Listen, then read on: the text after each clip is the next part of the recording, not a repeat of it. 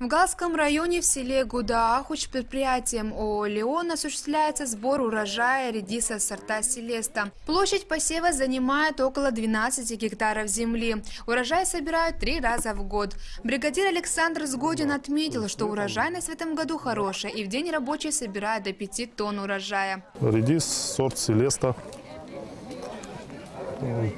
производим в весовом виде и на пучок.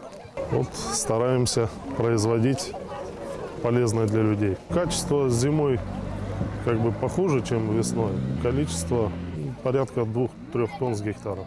На поле работает 150 человек. В основном это жители Галского и Ачамчирского районов. За час трудового дня рабочие получают 100 рублей. Казалось бы, небольшая сумма для такого труда. Но сами рабочие остаются довольными и с легкостью выполняют свою работу. График работы с 9 до 5 часов вечера. Сразу после сбора плоды очищаются и сортируются.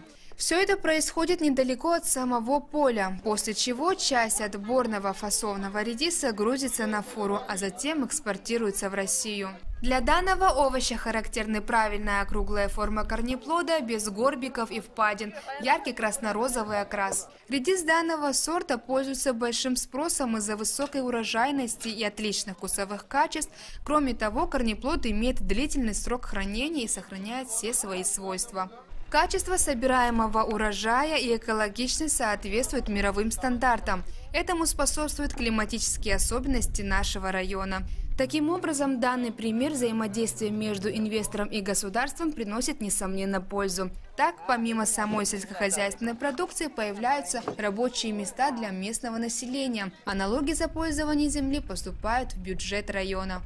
Борис Сацуа, Илона Микава, Анна Заракуа, Гал ТВ.